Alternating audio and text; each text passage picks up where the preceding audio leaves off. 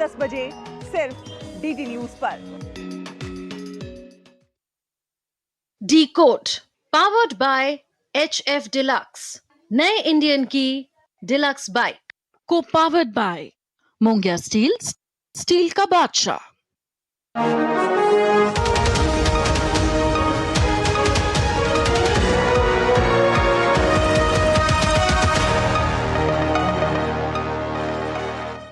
नमस्कार, मैं हूं सुधीर चौधरी और डिकोड के इस वीकेंड एडिशन में आपका बहुत बहुत स्वागत है। शनिवार और रविवार को इस वीकेंड एडिशन में हम आपको इस हफ्ते की चुनिंदा खबरें और उनका विश्लेषण दिखाते हैं। आजाद भारत में पहली बार प्रधानमंत्री मोदी ने राजनीतिक भ्रष्टाचार पर एक ऐसा कड़ा कानून बनाने का काम किया है जिसके दायरे में स्वयं प्रधानमंत्री भी आते हैं।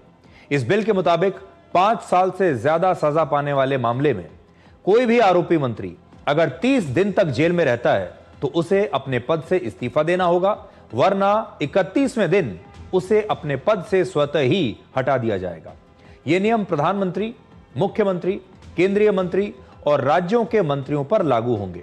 आज हम इस फैसले को डिकोड करेंगे और आपको यह भी बताएंगे कि राहुल गांधी इस नए बिल से बड़े परेशान हैं।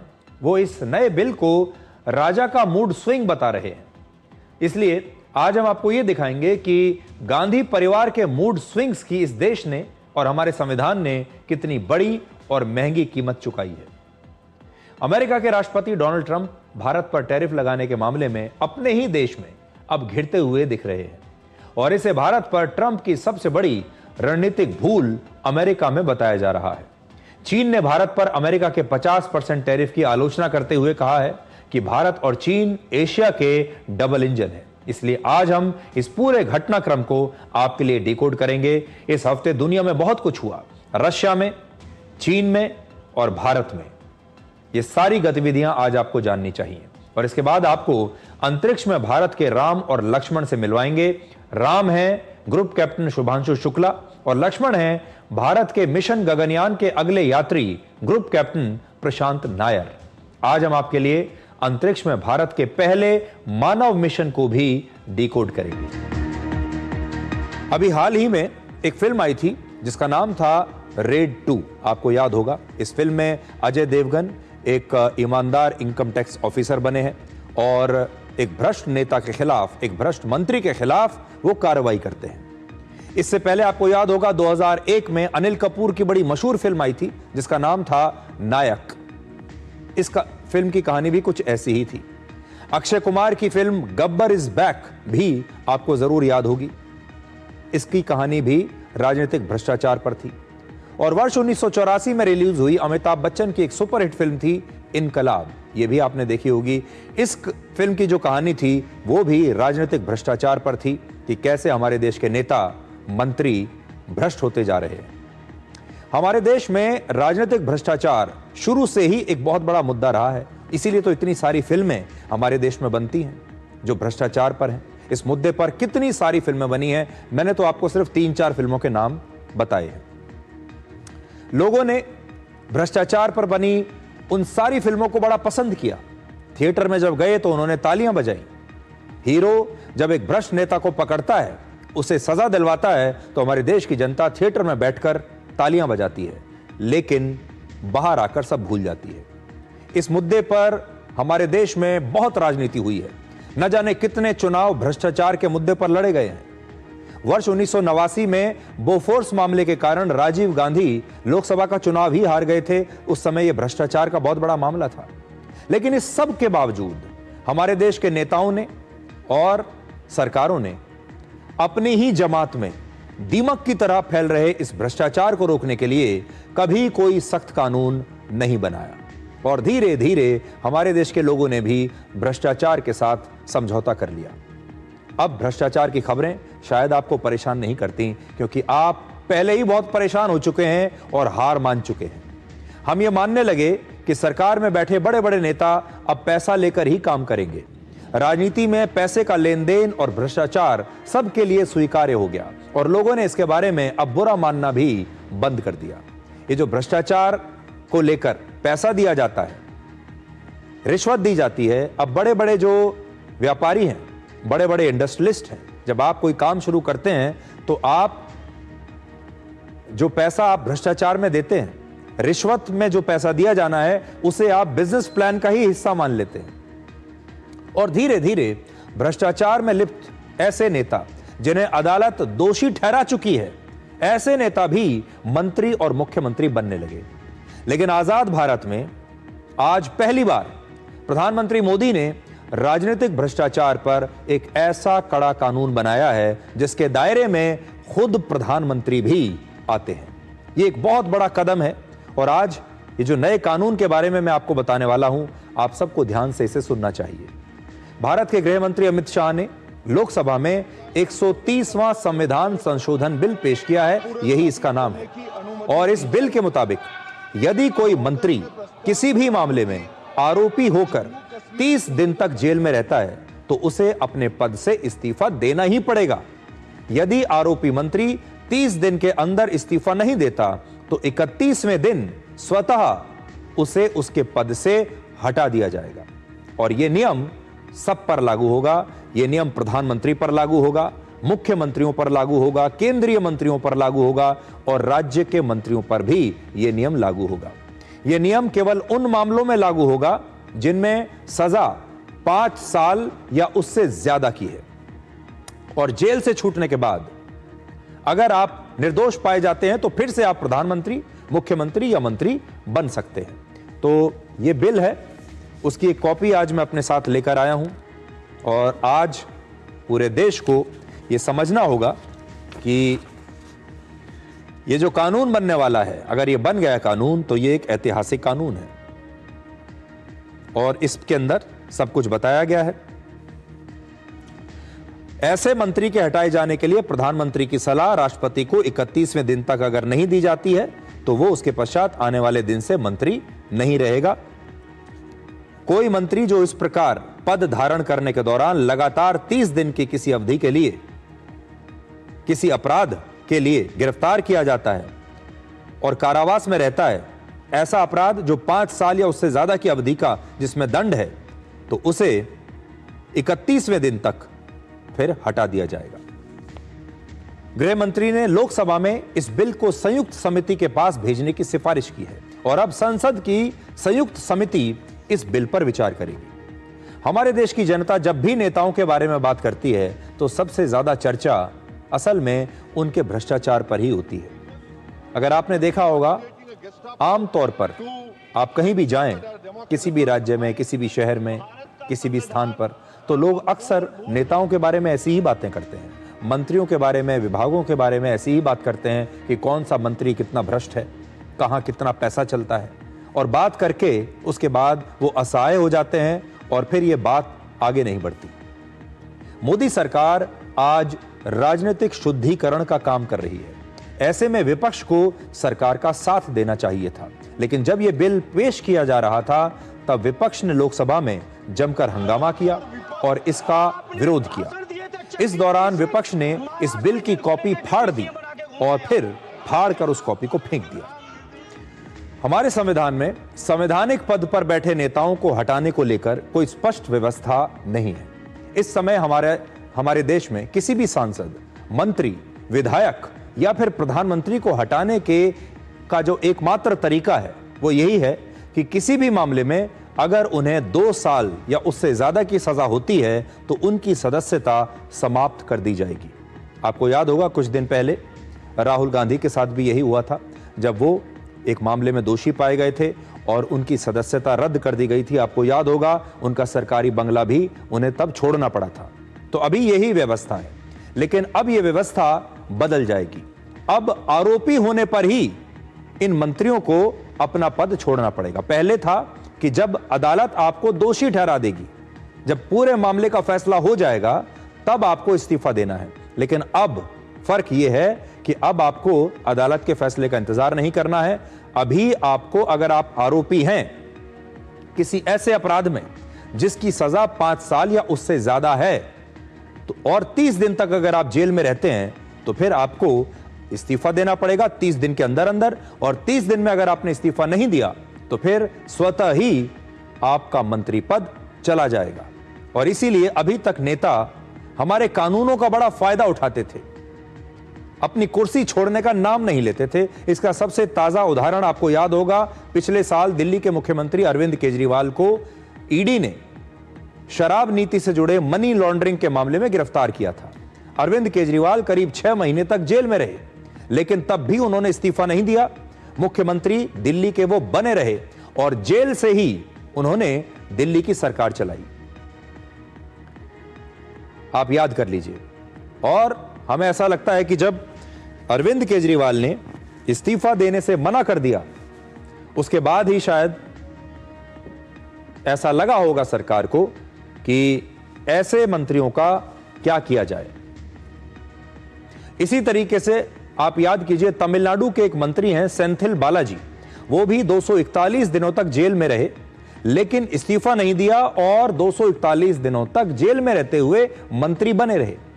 ईडी ने मनी लॉन्ड्रिंग के एक मामले में उन्हें जून 2023 में गिरफ्तार किया था और वो फरवरी 2024 तक अपने पद पर बने रहे।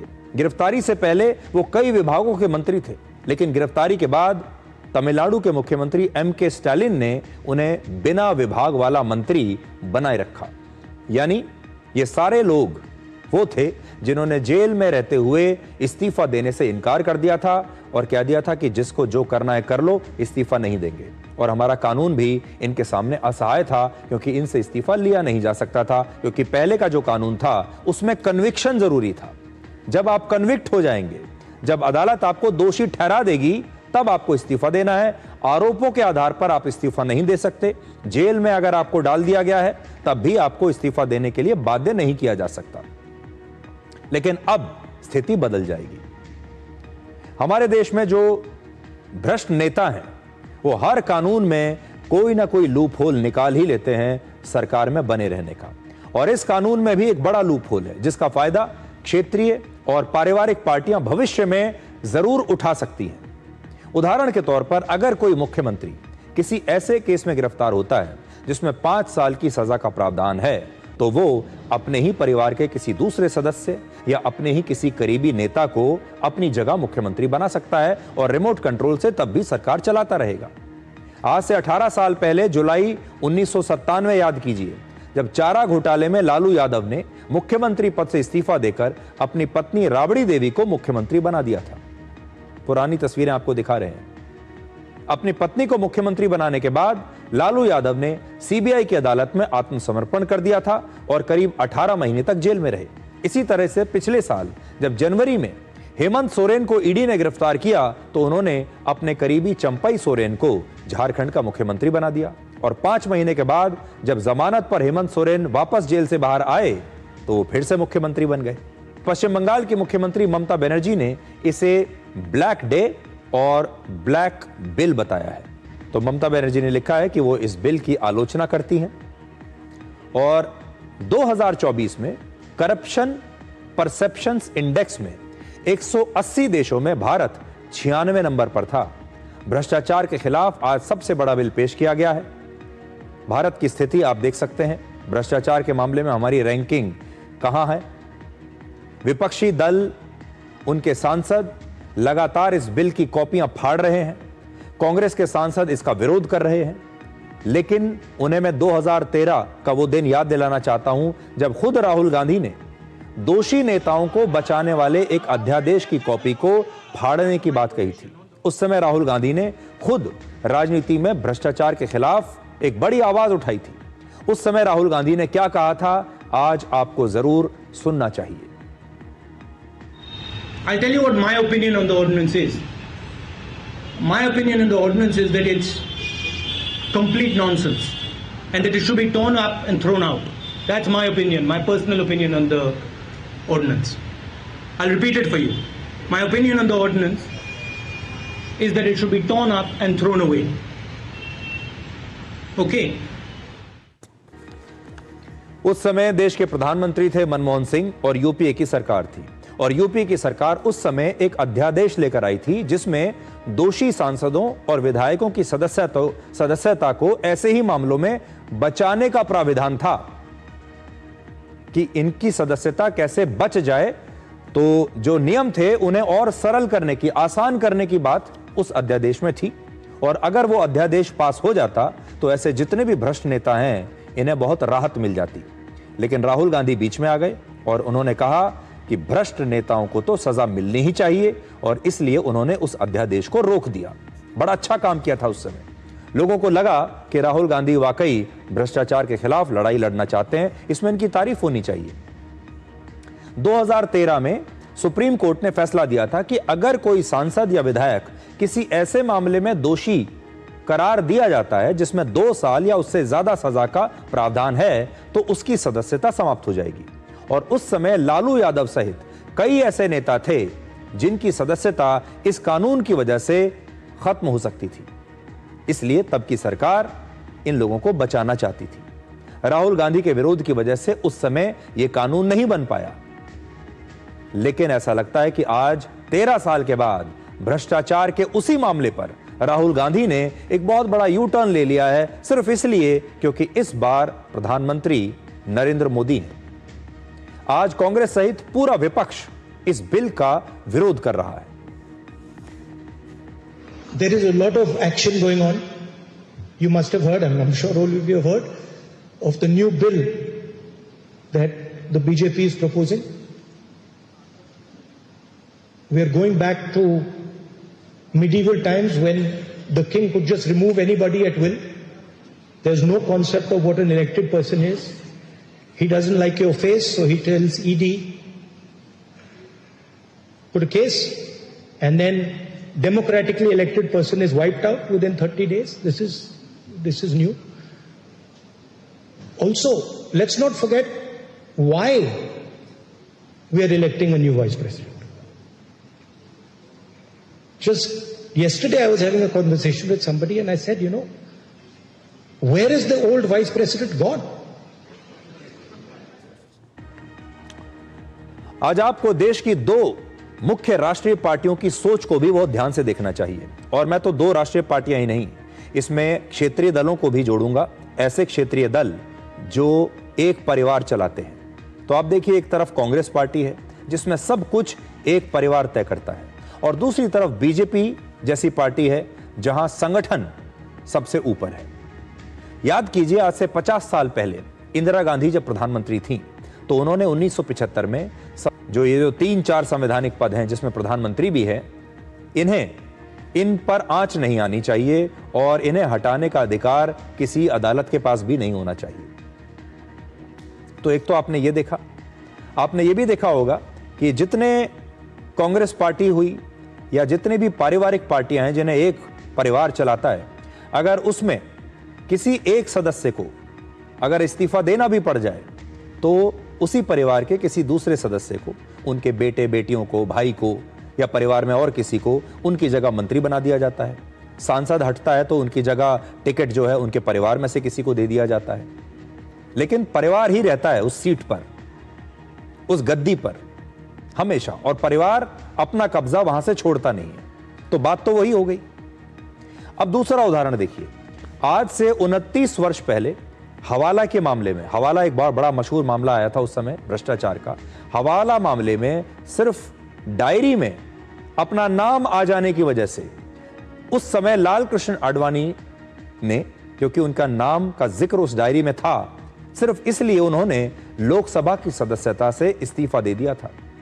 सिर्फ इसलिए क्योंकि उस डायरी में LK आडवाणी का नाम लिखा हुआ था। उस समय एक इंटरव्यू में LK आडवाणी ने कहा था, नेता का सबसे बड़ा काम है कि लोग उस पर भरोसा करें, यही उसका धर्म है कि वो हमेशा सच्चा और ईमानदार रहे। और जैसे ही ये एक जरा सा आरोप LK आडवाणी पर लगा, उन्होंने तुरंत लोकसभा से इस्तीफा दे दिया। और इसी मामले में उस समय दिल्ली के मुख्यमंत्री मदन लाल खुराना का नाम भी आया था। उनका नाम भी इस मामले में काफी उछला और इसके बाद उन्होंने भी तुरंत दिल्ली के मुख्यमंत्री के पद से इस्तीफा दे दिया। जब दोनों नेताओं ने इस्तीफा दिया था तो उनकी जगह उनके बेटे को या बेटी को टिकट नहीं दिया गया। LK आडवाणी के 2 बच्चे हैं, उनकी एक पुत्री है, उनके एक पुत्र हैं, उनमें से किसी को टिकट नहीं दिया गया। इसी प्रकार से जब मदन लाल खुराना ने इस्तीफा दिया तो ऐसा नहीं है कि उनके बेटे को या उनके परिवार में किसी और सदस्य को उनकी जगह दिल्ली का मुख्यमंत्री बना दिया गया हो। ऐसा कुछ नहीं हुआ, क्योंकि ये बीजेपी थी। लेकिन अगर यही नेता कांग्रेस के होते, यही नेता आरजेडी के होते या किसी और पारिवारिक पार्टी के होते तो इनकी जगह इनके बच्चों को ही दी जाती। प्रधानमंत्री मोदी हमेशा कहते हैं, न खाऊंगा न खाने दूंगा। यह बीजेपी की भी सोच है और आज प्रधानमंत्री मोदी इसी सोच को आगे बढ़ा रहे हैं और पिछले 11 सालों से भ्रष्टाचार के खिलाफ प्रधानमंत्री मोदी का यह बेहद सख्त नजरिया रहा है और आज उन्होंने अपना वो वादा पूरा कर दिया है। कौन कहता है भ्रष्टाचार करने की जरूरत होती है? भाइयों बहनों, मेरा मंत्र है, न खाता हूं न खाने दूंगा।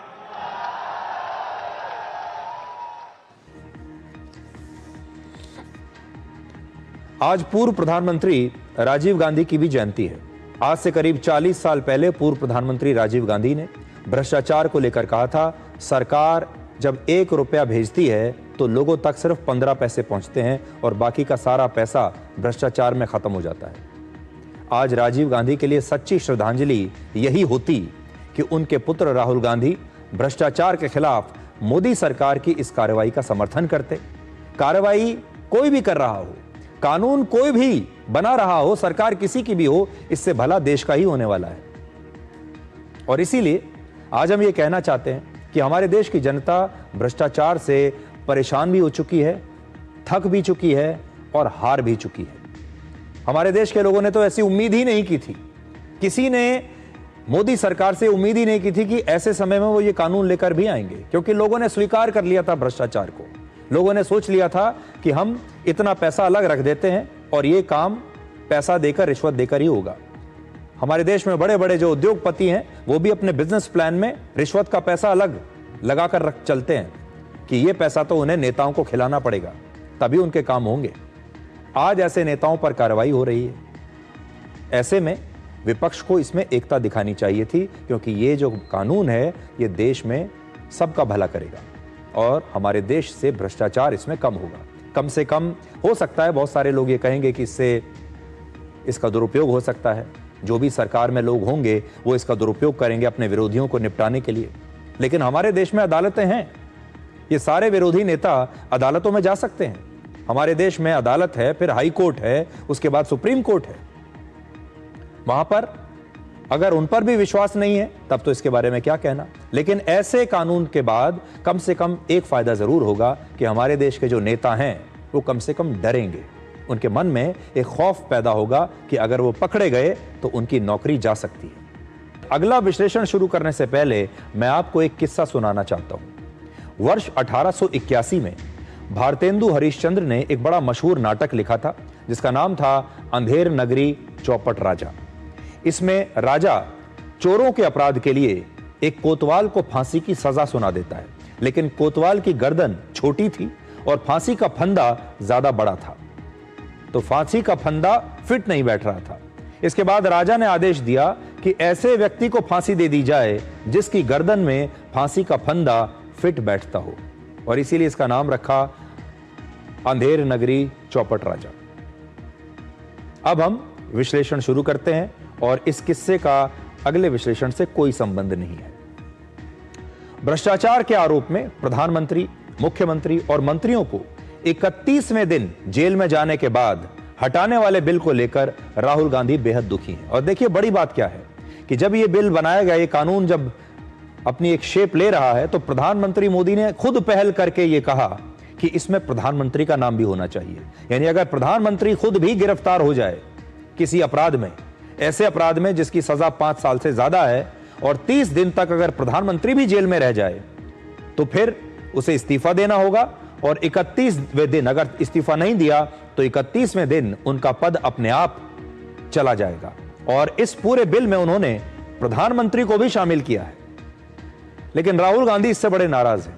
राहुल गांधी ये कहते हैं कि प्रधानमंत्री मोदी देश को पुराने जमाने में मध्यकाल में धकेल कर ले जा रहे हैं, जब राजा का मूड ही कानून होता था और राजा के मूड के हिसाब से फैसले हुआ करते थे और राजा अपने मूड के हिसाब से किसी को भी हटा सकता था।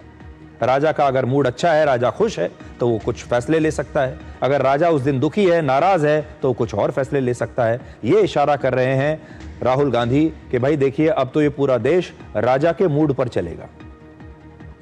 और वो कहते हैं कि इसमें लोकतांत्रिक तरीके से चुने गए व्यक्ति का अब कोई महत्व ही नहीं रह जाएगा। राजा को जिसका चेहरा पसंद नहीं आता था, उसे वो गिरफ्तार करवा देता था।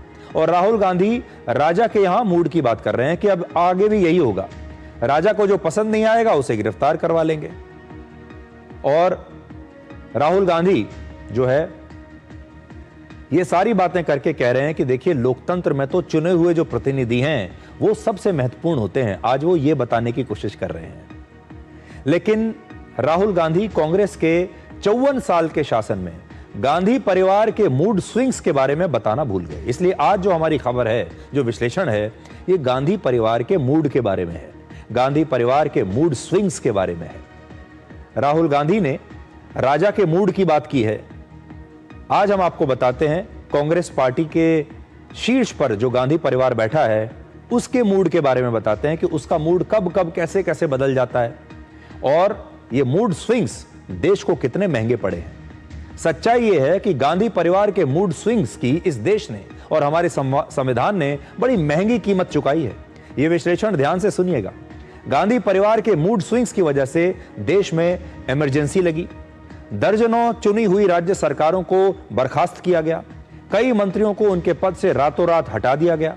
गांधी परिवार के मूड स्विंग्स का जो सिलसिला है इंदिरा गांधी के जमाने से शुरू हुआ और अब राहुल गांधी के जमाने में भी वैसे ही जारी है। क्या गांधी परिवार के मूड स्विंग्स का इमरजेंसी से बड़ा कोई उदाहरण हो सकता है, आपातकाल से बड़ा उदाहरण? जरा देखिए इंदिरा गांधी के मूड स्विंग्स। इंदिरा गांधी ने 25 जून 1975 को देश में इमरजेंसी लगा दी और पूरा भारत 21 महीने एक जेल की तरह बन गया। विपक्ष के सभी बड़े नेताओं को जेल में डाल दिया, नागरिकों के मौलिक अधिकार छीन लिए गए।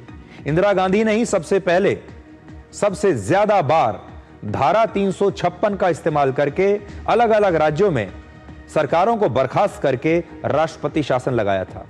इंदिरा गांधी ने करीब 40 बार से भी ज्यादा राज्यों में राष्ट्रपति शासन लगाया है, जो अपने आप में एक रिकॉर्ड है। आज राहुल गांधी संविधान को बचाने की बात कर रहे हैं, जबकि सच ये है कि आजादी से लेकर अब तक भारतीय संविधान में सबसे बड़ा बदलाव इंदिरा गांधी ने किया था। नवंबर 1976 में संविधान में 42वां संशोधन किया गया था, जिसमें 50 से ज्यादा बदलाव हमारे संविधान में किए गए थे। उस दिन किसका मूड खराब था? उस दिन किसके मूड से ये बदलाव किए गए थे? इतने ज्यादा बदलावों को देखकर कहा जाता है कि एक छोटा संविधान ही अलग से इंदिरा गांधी ने बना दिया था। इतने सारे बदलाव कर दिए कि अगर इनको लेकर एक अलग संविधान बनाया जाए तो वो भी आपको दिख जाता। और इन बदलावों में संविधान में 3 शब्द समाजवादी, धर्मनिरपेक्ष और अखंडता को जोड़ा गया था। संविधान के इन शब्दों पर आज तक विवाद चल रहा है। इंदिरा गांधी के मूड स्विंग्स के कई राजनीतिक किस्से बड़े मशहूर हैं। वर्ष 1969 में इंदिरा गांधी ने अपनी ही पार्टी के राष्ट्रपति पद के उम्मीदवार को हरवा दिया था। वीवी गिरी और नीलम संजीवा रेड्डी के बीच राष्ट्रपति पद का चुनाव हुआ। नीलम संजीवा रेड्डी कांग्रेस के उम्मीदवार थे और वीवी गिरी निर्दलीय उम्मीदवार थे। वोटिंग से कुछ दिन पहले इंदिरा गांधी ने कांग्रेस के सांसदों और विधायकों से अपनी अंतरात्मा की आवाज सुनकर वोट डालने की अपील की। कांग्रेस के सांसद और विधायक समझ गए कि इंदिरा गांधी क्या कहने की कोशिश कर रही हैं। वो ये बताने की कोशिश कर रही हैं कि अपने ही उम्मीदवार को हरा दो, अपनी आत्मा की आवाज को सुनो। नतीजा यह हुआ कि कांग्रेस के जो प्रत्याशी हैं वो हार गए। वीवी गिरी मामूली अंतर से चुनाव जीत गए और कांग्रेस के उम्मीदवार नीलम संजीवा रेड्डी हार गए। ऐसा बताया जाता है कि इंदिरा गांधी ने नीलम संजीवा रेड्डी को सिर्फ इसलिए हरवा दिया क्योंकि वो उनकी पसंद के उम्मीदवार नहीं थे। अब अगर राजीव गांधी के मूड स्विंग्स की बात करें तो उनका भी एक किस्सा बड़ा मशहूर है। वर्ष 1982 में हैदराबाद के एयरपोर्ट पर राजीव गांधी ने टी अंजैया को सार्वजनिक तौर पर डांटा और बहुत अपमानित किया। उस समय अंजैया आंध्र प्रदेश के मुख्यमंत्री थे, जबकि राजीव गांधी उस समय राजनीति में नए नए आए थे और उस समय उनकी मां इंदिरा गांधी प्रधानमंत्री थी देश की। लेकिन राजीव गांधी राजनीति में टी अंजैया के बहुत जूनियर थे। बताया जाता है कि इस अपमान की वजह से टी अंजैया, जो कि मुख्यमंत्री हैं एक राज्य के, आंध्र प्रदेश के, वो रो पड़े, आंखों से आंसू आ गए उनके, और इस घटना के कुछ समय बाद ही उन्हें आंध्र प्रदेश के मुख्यमंत्री पद से हटा दिया गया। इस अपमान की वजह से आंध्र प्रदेश की आम जनता बहुत नाराज हो गई और अगले ही साल 1983 के विधानसभा चुनाव में कांग्रेस पहली बार आंध्र प्रदेश में चुनाव हार गई। इस चुनाव में एनटी रामाराव की पार्टी तेलुगु देशम को पहली बार जीत मिली और उन्होंने आंध्र प्रदेश में अपनी सरकार बना ली। लेकिन इंदिरा गांधी ने एनटी रामाराव की जीत को व्यक्तिगत हार के तौर पर ले लिया, यानी एनटी रामाराव की जीत की वजह से इंदिरा गांधी का मूड खराब हो गया। 1984 में एनटीआर अपने इलाज के लिए अमेरिका गए हुए थे और उनके पीछे से इंदिरा गांधी ने एनटीआर की सरकार को बर्खास्त करके तेलुगु देशम के एक बागी नेता एन भास्कर राव को मुख्यमंत्री पद पर बैठा दिया। जब एनटीआर अमेरिका से भारत लौटे तब उन्होंने अपने 167 विधायकों के साथ राष्ट्रपति भवन के बाहर प्रदर्शन किया, शक्ति प्रदर्शन किया और यह दिखाया कि उनकी सरकार को विधायकों का पूरा समर्थन हासिल है और वो 167 एमएलए लेकर दिल्ली पहुंच गए। उस समय का अखबार आज मैं आपको दिखा रहा हूं, ये आप देख सकते हैं। और इस प्रदर्शन के बाद आखिरकार इंदिरा गांधी को झुकना पड़ा और एनटीआर दोबारा से आंध्र प्रदेश के मुख्यमंत्री बन गए। विपक्ष ने कई बार सोनिया गांधी पर भी सुपर प्राइम मिनिस्टर होने का आरोप लगाया है। यह उस बात का जवाब है जहां राहुल गांधी ये कहते हैं कि जो चुने हुए प्रतिनिधि होते हैं वो सबसे महत्वपूर्ण होते हैं। तो पहले क्या होता था, 2004 से 2014 के बीच 10 साल मनमोहन सिंह भारत के प्रधानमंत्री थे और सोनिया गांधी कांग्रेस की अध्यक्ष और यूपीए की चेयरपर्सन थी और उन्हें सुपर पीएम कहा जाता था। इस दौरान एक नेशनल एडवाइजरी काउंसिल का गठन किया गया जिसकी अध्यक्ष भी स्वयं सोनिया गांधी थी। यूपीए सरकार की जितनी भी बड़ी नीतियां, घोषणाएं और फैसले होते थे वो सारे फैसले, सारे ऐलान नेशनल एडवाइजरी काउंसिल करती थी। मनमोहन सिंह के मीडिया एडवाइजर संजय बारू ने एक किताब लिखी जिसका नाम है द एक्सीडेंटल प्राइम मिनिस्टर। इस किताब में वो लिखते हैं कि सोनिया गांधी ने पुलक चटर्जी को प्रधानमंत्री मनमोहन सिंह का मुख्य सचिव नियुक्त करवाया और पुलक चटर्जी के जरिए वो प्रधानमंत्री मनमोहन सिंह पर अपनी पकड़ मजबूत रखती थी और उन्होंने प्रधानमंत्री कार्यालय पर अपने आदमी के जरिए अपनी पकड़ बना ली और उनके जो आदमी थे वो थे पुलक चटर्जी। पुलक चटर्जी प्रधानमंत्री कार्यालय और नेशनल एडवाइजरी काउंसिल के बीच एक मुख्य संपर्क सूत्र बन गए और नेशनल एडवाइजरी काउंसिल को शैडो कैबिनेट भी कहा जाता था। इसे सरकार से भी शक्तिशाली माना जाता था। सोनिया गांधी और पुलक चटर्जी की लगातार बैठकें होती थीं और सोनिया गांधी से प्रधानमंत्री द्वारा मंजूर की जाने वाली महत्वपूर्ण फाइलों पर निर्देश लिया जाता था। संजय बारू लिखते हैं कि मनमोहन सिंह अपने पद पर तो थे, प्रधानमंत्री के पद पर तो थे, लेकिन सत्ता में नहीं थे। मंत्रियों का विभाग भी सोनिया गांधी ही तय करती थी। और संजय बारू ने आगे लिखा कि तत्कालीन विदेश मंत्री प्रणब मुखर्जी ने वॉशिंगटन की यात्रा से लौटने के बाद सोनिया गांधी से तो मुलाकात की, उन्हें सब बताया कि वहां क्या हुआ, लेकिन 3 दिन तक वो प्रधानमंत्री मनमोहन सिंह से नहीं मिले, ना मुलाकात की और ना ही अपने विदेश दौरे की जानकारी उन्होंने देश के प्रधानमंत्री को दी। ये सारी बातें आप संजय बारू की किताब में अगर चाहें तो पढ़ सकते हैं, लिखा है उन्होंने। और ये संजय बारू वो व्यक्ति हैं जिन्होंने यूपीए सरकार को बहुत करीब से देखा है क्योंकि वो मीडिया एडवाइजर रहे हैं प्रधानमंत्री के। राहुल गांधी आज राजा के मूड की बात कर रहे हैं, लेकिन वो अपने मूड के बारे में नहीं बता रहे, अपने मूड स्विंग्स के बारे में बात नहीं कर रहे। इसी महीने कर्नाटक सरकार में सहकारिता मंत्री के.एन. राजन्ना को मंत्री पद से सिर्फ इसलिए हटा दिया गया क्योंकि उन्होंने वोट चोरी के मुद्दे पर राहुल गांधी से अलग स्टैंड ले लिया था। पिछले कुछ वर्षों में आप देखिए कितने सारे हेमंत बिस्वा शर्मा, ज्योतिरादित्य सिंधिया, जितिन प्रसाद, आरपीएन सिंह, मिलिंद देवड़ा, ऐसे बहुत सारे नेता हैं जो कांग्रेस छोड़कर दूसरी पार्टियों में चले गए। ज्यादातर लोग बीजेपी में आ गए। क्या यह सच नहीं है कि इन सभी नेताओं ने राहुल गांधी के इन्हीं मूड स्विंग्स की वजह से कांग्रेस पार्टी को छोड़ने का फैसला किया? तो आज हमें लगा कि राजा का मूड कैसा होता है, ये बात राहुल गांधी ने कही तो है, लेकिन राजा का मूड पहले कैसा रहता था और राजा का मूड का ये जो कॉन्सेप्ट है किस पर ज्यादा लागू होता है, ये भी थोड़ा कांग्रेस के नेताओं को बताया जाए। भारत से बिगड़ते संबंधों को लेकर अमेरिका के राष्ट्रपति डोनाल्ड ट्रंप धीरे धीरे अब अपने ही देश में घिरते जा रहे हैं। संयुक्त राष्ट्र में अमेरिका की पूर्व राजदूत निकी हेली ने भारत से बिगड़ते रिश्तों पर ट्रंप प्रशासन को चेतावनी दी है। उन्होंने कहा है कि अगर भारत के साथ 25 साल में बना यह भरोसा टूटता है तो यह अमेरिका की एक बहुत बड़ी रणनीतिक भूल होगी। निकी हेली ने अमेरिका की एक मशहूर मैगजीन न्यूज वीक में एक आर्टिकल लिखा है जिसमें 4 बड़ी बातें उन्होंने लिखी हैं। पहली बात, भारत के साथ अमेरिका को एक स्वतंत्र और लोकतांत्रिक साझेदार जैसा व्यवहार करना चाहिए, लेकिन अमेरिका दोहरा मापदंड अपनाकर भारत को सजा दे रहा है, जबकि चीन रशिया से ज्यादा तेल खरीदता है। तो जो बात भारत के विदेश मंत्री ने कही अभी थोड़ी देर पहले, वही बात निकी हेली कह रही है। दूसरा उन्होंने लिखा है, भारत और अमेरिका के रिश्तों में दूरी आई तो चीन इसका पूरा फायदा उठाएगा और इसका असर अमेरिका की विश्वसनीयता पर भी पड़ेगा। तीसरा, भारत की तेजी से बढ़ती अर्थव्यवस्था, सबसे बड़ी जनसंख्या और लोकतंत्र चीन के सामने एक बड़ी चुनौती है। और चौथी बात उन्होंने लिखी है कि चीन को रोकने के लिए भारत को अपना मजबूत और बराबरी का साझेदार बनाना अमेरिका के लिए बहुत ही आवश्यक है। ये 4 सलाहें उन्होंने दी हैं अमेरिका को। भारतीय मूल की निकी हेली ट्रंप की रिपब्लिकन पार्टी की एक बहुत बड़ी नेता है और इसका मतलब है कि ट्रंप की पार्टी के अंदर भी अब राष्ट्रपति ट्रंप की भारत नीति का विरोध शुरू हो गया है।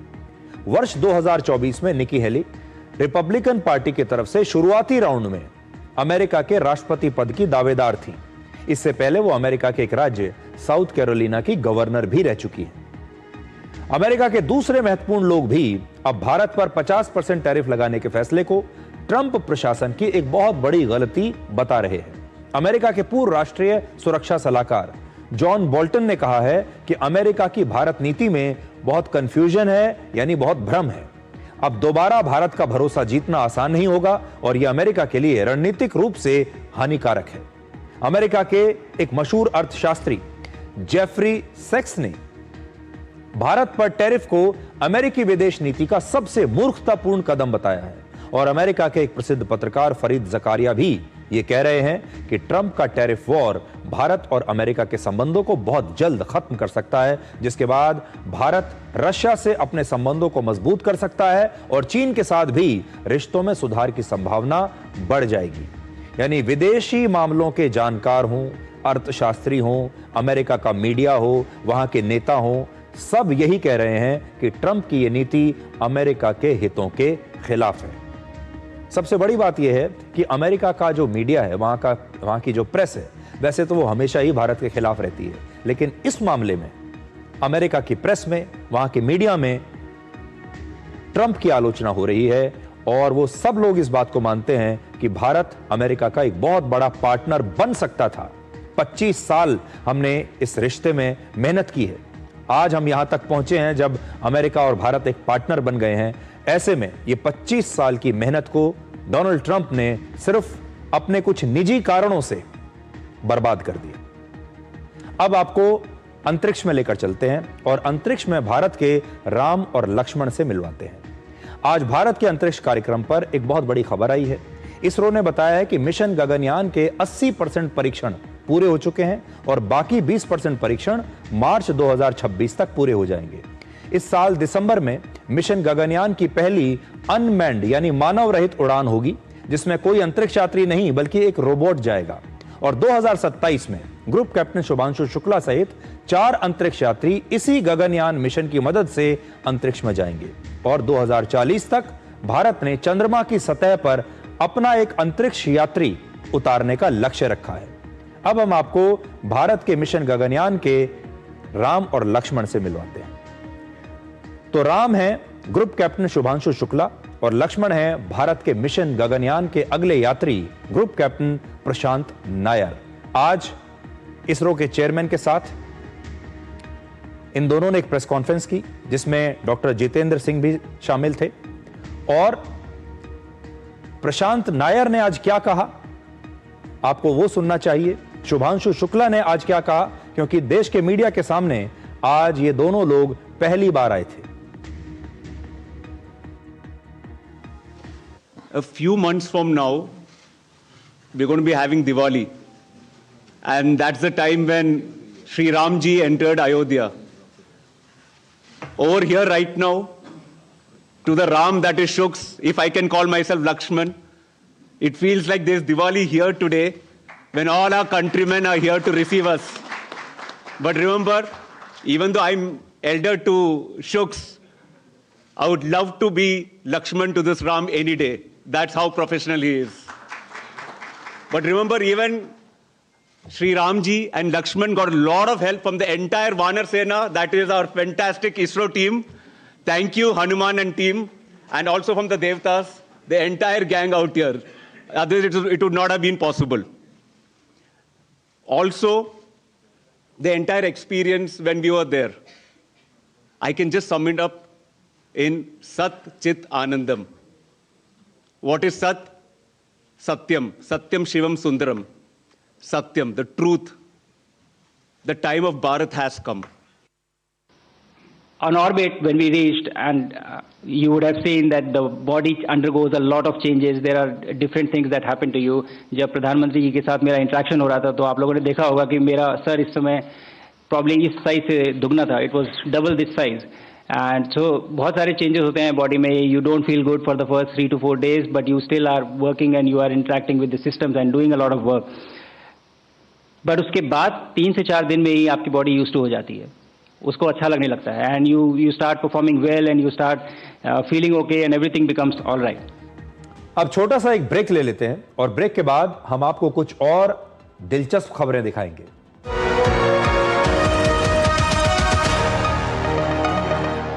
साहब, वो शर्मील का बच्चा खो गया. इरादा ढूंढने का है ना, चलिए.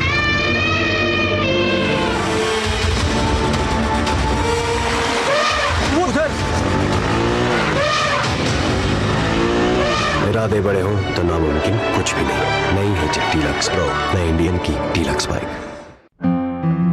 4-5 दिनों से तेज बुखार है. सिर, शरीर के जोड़ों और आंखों के पीछे दर्द भी हो रहा है. शरीर पर लाल चट्टे भी हैं. ये डेंगू के लक्षण है. डेंगू? डरिए मत, डेंगू एक साधारण वायरल बुखार है. उपयुक्त इलाज व तरल पदार्थ लेने पर घर पर ही ठीक हो जाता है. बहुत कम मामलों में बुखार के उतरने के बाद भी रक्तस्राव या बीपी कम होने पर अस्पताल में भर्ती होने की जरूरत होती है. डेंगू के लक्षण देखते ही डॉक्टर से मिलें, खून की जांच करवाएं और डेंगू से बचें.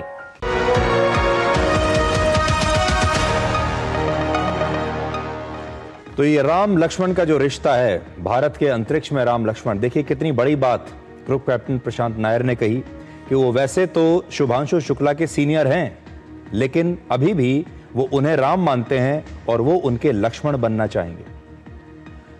अब आपको ग्रुप कैप्टन प्रशांत नायर के बारे में जो कुछ जानकारी देते हैं, जो मिशन गगनयान में शुभांशु शुक्ला के साथ अंतरिक्ष में जाने वाले हैं. इससे पहले एक्सियम 4 मिशन के लिए प्रशांत नायर ने भी शुभांशु शुक्ला के साथ ही अमेरिकी अंतरिक्ष एजेंसी नासा में ट्रेनिंग ली थी, यानी दोनों की ट्रेनिंग एक साथ हुई थी. अगर किसी वजह से शुभांशु शुक्ला अंतरिक्ष में नहीं जा पाते तो फिर प्रशांत नायर उनकी जगह अंतरिक्ष में जाते. प्रशांत नायर रशिया में भी अंतरिक्ष यात्रा के लिए प्रशिक्षण ले चुके हैं उनकी स्पेस एजेंसी के साथ, और इससे पहले वो भारतीय वायुसेना में फाइटर पायलट रह चुके हैं. मिशन गगनयान में भारत का एक अंतरिक्ष यान 4 अंतरिक्ष यात्रियों के साथ पृथ्वी की कक्षा में 400 किलोमीटर की ऊंचाई तक भेजा जाएगा. ये अंतरिक्ष यात्री 3 दिन तक अंतरिक्ष में रहेंगे और फिर उन्हें सुरक्षित तरीके से वापस पृथ्वी पर लाया जाएगा. मिशन गगनयान के लिए करीब 20,000 करोड़ रुपए का बजट रखा गया है और पिछले 10 वर्षों में ही इसरो का बजट करीब 3 गुना बढ़ाया जा चुका है. इससे आप समझ सकते हैं कि भारत अपने स्पेस प्रोग्राम्स को लेकर कितना गंभीर है. इससे पहले सोवियत संघ, अमेरिका और चीन ही अंतरिक्ष में अपना मानव मिशन भेज चुके हैं और भारत ऐसा करने वाला दुनिया का 4था देश होगा. साथियों, आज भारत सेमी क्रायोजेनिक इंजन और इलेक्ट्रिक प्रोपल्शन जैसी ब्रेक थ्रू टेक्नोलॉजी में तेजी से आगे बढ़ रहा है. जल्द ही आप सब वैज्ञानिकों की मेहनत से भारत गगनयान की उड़ान भी भरेगा और आने वाले समय में भारत अपना स्पेस स्टेशन भी बनाएगा. अभी हम मून और मार्स तक पहुंचे हैं, अब हमें गहरे अंतरिक्ष में उन हिस्सों में भी झोंकना है जहां मानवता के भविष्य के लिए कई जरूरी रहस्य छिपे हैं। When it comes to Honorable Prime Minister of our country, he is a different person with great tangential thinking. The vision, direction given by him, based on his vision, we are going to have a Chandrayaan-4 mission. We are going to have a Venus orbiter mission. We are going to have a space station called BAS. By 2035, India will have a space station on its own, and the first module will be lifted off by 2028. By 2040, India will be, based on the direction. आप कह सकते हैं कि शुभांशु शुक्ला इस नए पूरे देश में किसी प्रकार की सफलता हासिल करता है। मैं तो आपसे कहूंगा कि आप हमारे इन रोल मॉडल्स की, हमारे इन हीरोज की तो आप हीरो मानते हैं, लेकिन इन्हें हीरो नहीं मानते, और हो सकता है हीरो मानिए। अब एक छोटा सा ब्रेक, और ब्रेक के बाद चलिए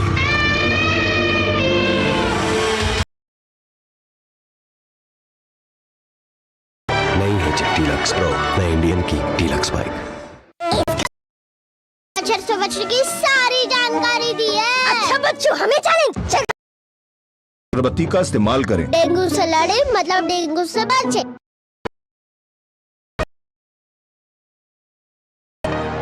जो हमारा अगला विश्लेषण है वो हम आज के जीवन का हिस्सा बन चुकी हैं।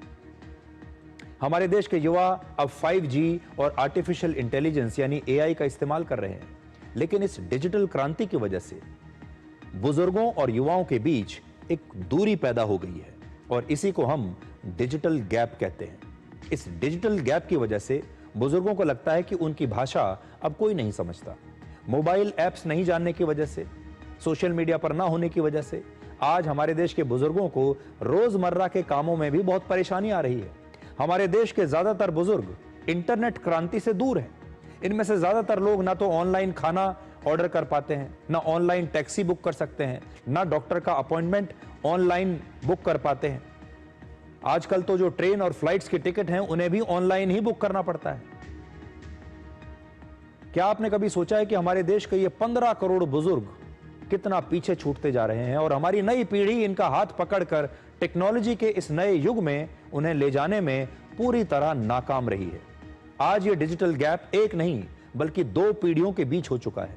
इसमें आपके माता पिता भी हैं और आपके दादा दादी भी शामिल हैं। जरा सोचिए, जिन हाथों ने आपको पाल पोस कर बड़ा किया, जिन्होंने आपको पढ़ना लिखना सिखाया, जिन्होंने आपको यहां तक पहुंचाया, दुनिया से आपका परिचय करवाया, वही लोग आजकल डिजिटल दुनिया से बाहर कर दिए गए हैं। आज गांव-गांव में मोबाइल नेटवर्क है, हर जगह डिजिटल पेमेंट्स की सुविधा है, बच्चे ऑनलाइन पढ़ाई कर रहे हैं, नौजवान स्टार्टअप्स बना रहे हैं। लेकिन सवाल यह है कि क्या इस डिजिटल इंडिया में हमारे बुजुर्ग भी शामिल हैं? आज भारत के करोड़ों बुजुर्ग इस डिजिटल क्रांति को चुपचाप देख तो रहे हैं, लेकिन इसका हिस्सा नहीं है। इसलिए इस डिजिटल गैप की वजह से बुजुर्गों को बहुत सारी परेशानियां आ रही हैं।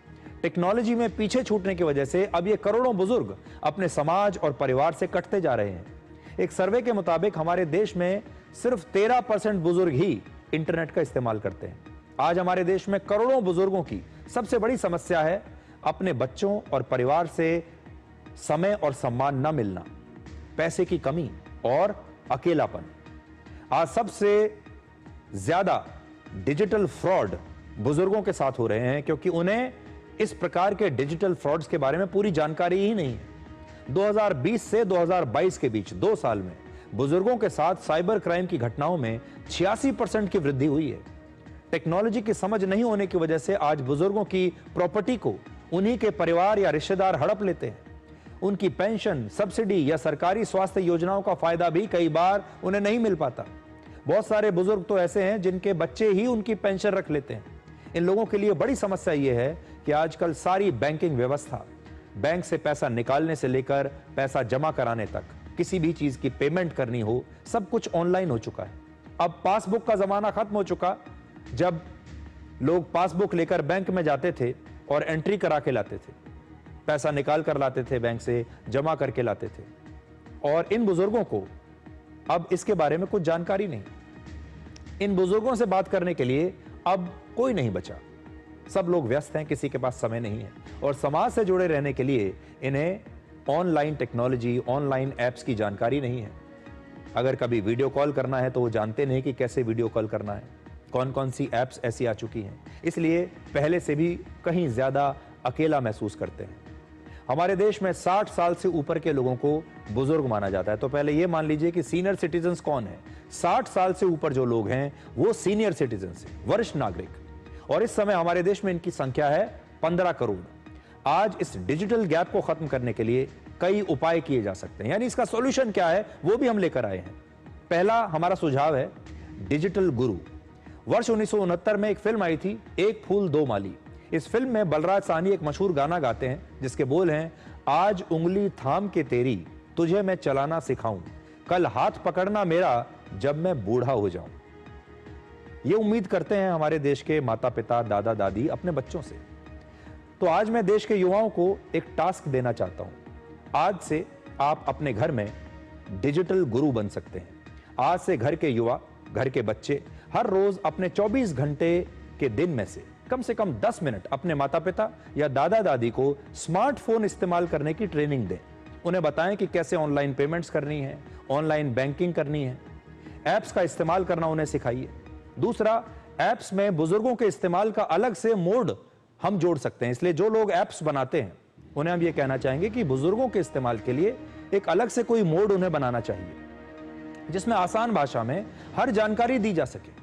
देश की बड़ी बड़ी टेक कंपनियों से हमारी अपील है कि वो बुजुर्गों के लिए फ्रेंडली ऐप्स बनाएं। और हमारे देश में जो हाउसिंग सोसाइटीज हैं या हमारे देश के जो गली मोहल्ले हैं वहां पर डिजिटल सीनियर क्लब्स बनाए जा सकते हैं जिसमें इलाके के ही युवा बुजुर्गों को डिजिटल ट्रेनिंग दे सकते हैं। और इसमें जो भी काम आप करेंगे, आज मैं ये भी आपको एक निमंत्रण दे रहा हूं, अगर आप अपने घर में अपने बुजुर्गों को कुछ ट्रेनिंग दे रहे हैं, उन्हें सिखा रहे हैं डिजिटल पेमेंट के बारे में, स्मार्टफोन के बारे में, इंटरनेट के बारे में, या उनकी किसी और प्रकार से मदद कर रहे हैं, तो आप उसका वीडियो बनाइए और मेरे साथ सोशल मीडिया पर शेयर कीजिए। और जब आप वो वीडियो हमें भेजेंगे, हम उस वीडियो को सोशल मीडिया पर प्रसारित करेंगे। इससे देश के जो दूसरे युवा हैं उन्हें भी प्रेरणा मिलेगी।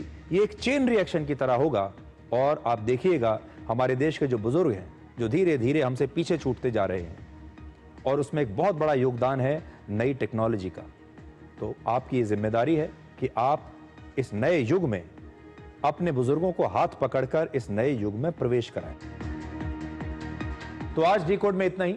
अब आपसे हमारी अगली मुलाकात होगी कल रात 9 बजे, जब हम आपको डिकोड का संडे एडिशन दिखाएंगे। तब तक आप खुश रहिए, सुरक्षित रहिए, स्वस्थ रहिए। नमस्कार।